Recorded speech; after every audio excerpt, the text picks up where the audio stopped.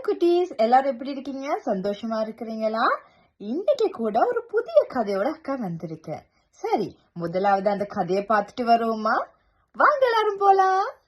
கிறிஸ்துவின் காலத்தில் யூதேயரும் சமாரியரும் ஒன்றாக இருப்பதில்லை.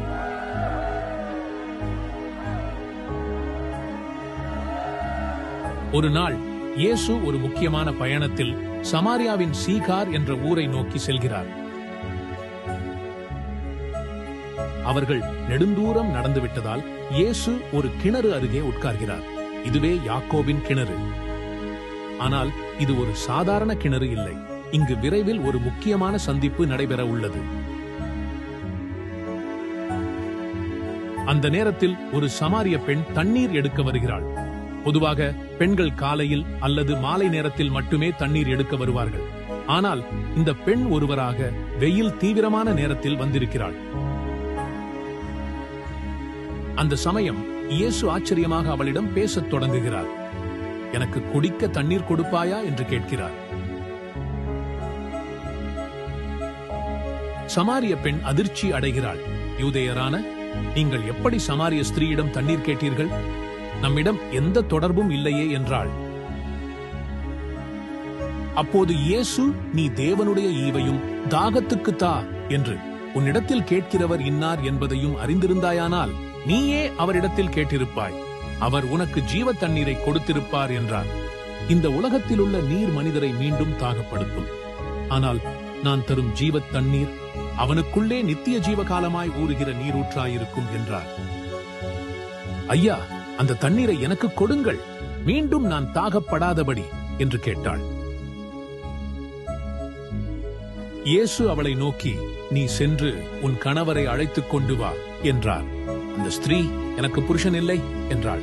அதற்கு இயேசு, எனக்கு புருஷன் இல்லை என்று நீ சொன்னது சரிதான் என்று அவள் வாழ்க்கையில் நடந்தவற்றை முழுவதுமாக கூறிவிட்டார்.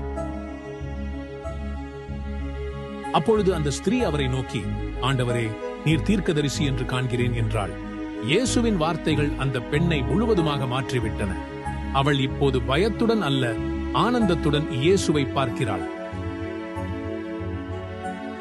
அந்த ஸ்திரீ ஊருக்குள்ளே போய் ஜனங்களை நோக்கி, எல்லோரும் கேளுங்கள், என்னை பற்றிய அனைத்தையும் சொல்லிய மனிதனை நான் சந்தித்தேன், அவர் கிறிஸ்துதானோ என்றாள்.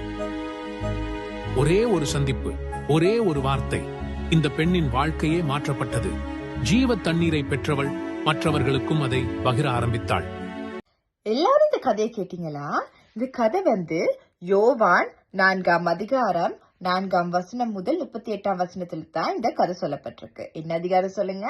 யோவான் 4ஆம் அதிகாரம் 4ஆம் வசனம் முதல் 38ஆம் வசனத்துல இந்த சமாரிய பெண்ட கதை சொல்லப்பட்டிருக்கு. அது பாருங்க குட்டீஸ், ஏசப்பா இருந்த காலத்துல அவர் ஒவ்வொரு ஊரா ஒவ்வொரு கிராமங்களா போயிட்டு மத்தவங்களுக்கு சுவிசேஷத்தை அறிவிச்சு கொண்டிருந்தாரு. அது எல்லாருக்குமே தெரியும் தானே. அப்படி போகும்போது தான் இப்ப சமாரியா கிட்ட வர்ற நேரம் ஏசப்போட சீஷர்கள் இருக்காங்க தானே, அவங்க எல்லாரும் போறாங்க சாப்பாடு தேட்டு வர. அப்ப ஏசப்பா ஒரு கிணறு கிட்ட இருக்கிறாரு தானே. அந்த கிணறு யாக்கோபின் கிணறுன்னு சொல்றாங்க, சரியா? அவங்க யாக்கோபு வம்சங்கள் எல்லாருமே அதுலதான் எல்லாருமே தண்ணீர் குடிச்சு இருந்திருக்காங்களாம். அங்கே பாருங்க, சமாரிய பெண் நேரம் பாருங்க, அவங்களுக்கு ஒரு மனமாற்றம் நடக்குதானே. அவங்களோட வாழ்க்கையில் நடந்த எல்லா விஷயத்தையும் ஏசப்பா சொன்னதோட அவங்க மனம் மாறி எல்லாருக்கும் அந்த ஏசப்பா நான் ஒரு மேசியா, அதாவது கடவுளை நான் கண்டுட்டேன்னு போயிட்டு எல்லாருக்கும் அறிவிச்சாங்க. பாருங்க, இந்த கதையில ஏசப்பா அந்த பெண் சொல்றாங்க தானே, சமாரியரும் யூதர்களும் அவங்க 2 பேருமே அவங்க கதைக்க மாட்டாங்களாம், இல்லாட்டி அவங்கள ஒதுக்கி வைக்கிறது சமாரியாக்களை. பாருங்க, அப்படி இருக்கிற நேரம் தான் ஏசப்பா போயிட்டு அந்த பெண்ட வாழ்க்கைய மாற்றாரு. அதுல சொல்லிருக்க அந்த தண்ணீரை பத்தி, இப்ப நான் குடிக்கிற தண்ணீரை பத்தியா சொன்னாரு? இல்ல, அதாவது ஏசப்பா எங்களோட வாழ்க்கைக்குள்ள வரும்போது நாங்க புது ஜீவன் அடைஞ்சி மற்றவர்களுக்கு நாங்க அவரை பத்தி அறிவிக்கணும், அதாவது சுவிசேஷத்தை அறிவிக்கணும். அதை பத்தி சொல்ல பாருங்க. சமாரிய பெண்ணும் ஏசப்பா அது கடவுள்னு அறிஞ்ச உடனே அவங்க போயிட்டு எல்லா மக்களுக்கும் சொல்றாங்க தானே. பாருங்க எங்கட வாழ்க்கையில கூட எங்களோட இருக்கிறவங்க கூட நிறைய பேர் பாருங்க ஒதுக்கப்பட்டிருப்பாங்க.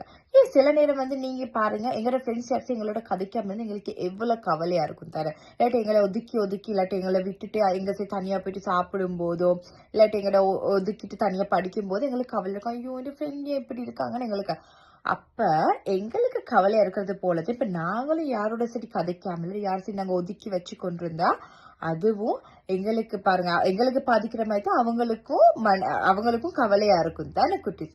அப்ப நாங்க யாரையும் ஒதுக்க விடாது, எல்லாரையுமே நாங்க வரவேற்கணும். அந்த காலத்துல தான் யூதர்கள் சமாரியர்கள் அவங்க பிரிஞ்சு இருந்தாங்க. இந்த காலத்துல அதாவது ஏசப்பா அதுக்கப்புறம் தான் அவர் சொல்ற எல்லாருக்குமே பாருங்க அந்த 10 கட்டளை கூட ஒரு கட்டளையா கொண்டு வந்துட்டாரு. தன்னை அன்பு கூறணும், எல்லாரோடையும் அன்பா இருக்கணும் தான் கடவுள் சொல்லியிருக்காரு.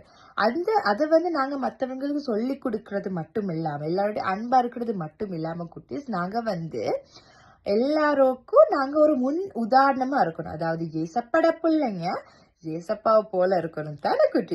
பாருங்க குட்டீஸ், இப்ப நான் சொன்ன மாதிரி எங்களோட நண்பர்கள், எங்களோட உறவினர்கள், எங்களோட அம்மா அப்பா, எங்களை சுத்தி இருக்கவங்களுக்கு மட்டும் இல்ல குட்டீஸ். பாருங்க இப்ப சும்மா உதாரணமா இப்ப நீங்க ஒரு பன் கடைக்கு போறீங்க, ஸ்கூல் போற நேரம் ஒரு பன் ஒன்று வாங்குவோன்னு போறீங்க சரியா. அப்ப அவங்க கிட்ட சொல்ற பண்ண விட்டு வேற பண்ணு ஒண்ணு தாராங்கன்னா நீங்க அவங்களோட கோச்சா ஐயோ நான் இது கேட்கலையே, நான் அதைத்தானே கேட்டேன், நீங்க இப்படி தந்தீங்க அப்படின்னு நாங்க கோவிக்க கூடாது. சரி அவங்களோட வேலைனால அவங்க சில நேரம் மறந்துட்டு இல்லாட்டி ஒழுங்கா கேட்டிருக்கா தானே. அப்ப நாங்க கோவப்படாம இல்ல இது இல்ல நாங்க மற்றதான் கேட்டோம் அப்படின்னு சொல்லிட்டு அழகா பேசணும். நாங்க எப்பயுமே எல்லாத்துக்குமே கோவப்படக்கூடாது, எப்பயுமே பொறுமையா இருக்கணும். பொறுமையா இருந்து தான் நாங்க இப்ப ஏதாவது பிரச்சனையோ இல்லாட்டி நாங்க ஏதாவது ஒரு செய்யும் போதும் நாங்க பொறுமையா இருந்து யோசிச்சுட்டு தான் செய்யணும் குட்டீஸ். ஒரே எடுத்தோடனே செஞ்சா சில நேரம் எங்களுக்கு சரி வராது. அதனால எப்பயுமே பொறுமையா யோசிச்சு செய்யணும். பாருங்க அதே போல எங்கட வேன் டிரைவர், பஸ் டிரைவர் தானே, வேற யார் இருக்கா, நாங்க வந்து இப்ப ஸ்கூல் டீச்சர்ஸ் எங்கட இல்லாட்டி அங்க எங்கட செக்யூரிட்டி இருப்பாங்க தான், ஸ்கூல் செக்யூரிட்டி இருப்பாங்க, சர்ச்ல இருக்கவங்க, இல்லாட்டி நாங்க ரோட்ல போனே சில நேரம் கஷ்டப்பட்டு இருப்பாங்க தான், சாப்பாடு இல்லாம தூங்க இல்லாம அப்படி இருப்பாங்க. அவங்களுக்கு நாங்க எங்களால முடிஞ்சது ஏதாவது இப்ப இந்த தபசு காலத்துல நாங்க செய்யக்கூடிய விஷயங்கள் தானே இது. அப்படி அவங்களுடைய அன்பா இருக்கும். சில நேரம் எங்ககிட்ட வந்து காசு கேட்பாங்க, அப்ப நாங்க வந்து எங்ககிட்ட இல்லாட்டி இல்லன்னு அழகா சொல்லி அனுப்பணுமே தவிர நாங்க சத்தம் போடக்கூடாது. அவங்களே இல்லாம வந்திருக்காங்க தானே. கடவுள் எங்களை அழகா பாதுகாத்து வழி நடத்துற. அப்ப நாங்க வந்து அவங்களுக்கு வந்து எங்களுக்கு ஏழுமான உதவி செய்யல இல்லாட்டி அழகா இல்லன்னு சொல்லலாம் தானே குட்டீஸ். ஆமா அது போல தபசு காலத்துல கூட குட்டீஸ் நீங்க எப்பயுமே கடவுளோடு ஒன்றிணைஞ்சு இருங்க. இந்த காலத்துல வந்து சாத்த நிறைய பிரச்சனைகளை கொண்டு வரலாம், அதெல்லாம் நாங்க மைண்ட்ல இருந்து எடுத்துட்டு நாங்க கடவுள பிள்ளைங்க, நாங்க எந்த நாளும் வேதாகம் வாசிச்சு ஜெபம் பண்ணும் போது கடவுள் எங்களுக்கு வழி காட்டுவாரு. அது போல நாங்க இந்த மற்றவர்களை போல எல்லாரையும் ஒதுக்கி இருக்காம நாங்க கடவுள பிள்ளைங்க எல்லாரையும் சேர்த்து வச்சுக்கொள்ளும். எப்பயுமே ஒற்றுமையா அன்பா இருக்கணும். ஓகே குட்டீஸ். இங்க பாருங்க குட்டீஸ், அக்கா ஒரு கைவேலைன்னு செஞ்சிருக்கேன், நல்லா இருக்கா? இதை வந்து உங்களோட நண்பர்களுக்கோ இல்லாட்டி உங்க டீச்சர்ஸ்க்கோ இல்லாட்டி உங்களுக்கு விருப்பமானவங்களுக்கு கொடுக்கலாம். இது வந்து எங்களை பைபிள்ல இல்லாட்டி எங்களோட புக்ஸ்ல கூட வச்சுக்கொள்ளலாம் சரியா. சில நீங்க கோவப்பட்டிருந்தா உங்களோட நண்பர்களுக்கும் கொடுத்து அவங்களோட திரும்பவும் ஃப்ரெண்ட்ஸ் ஆயிக்கொள்ளலாம். ஓகே குட்டீஸ். ஓகே, இது ஒரு புதிய வீடியோத்தோட அக்கா உங்களை சந்திக்க வரேன். பாய்.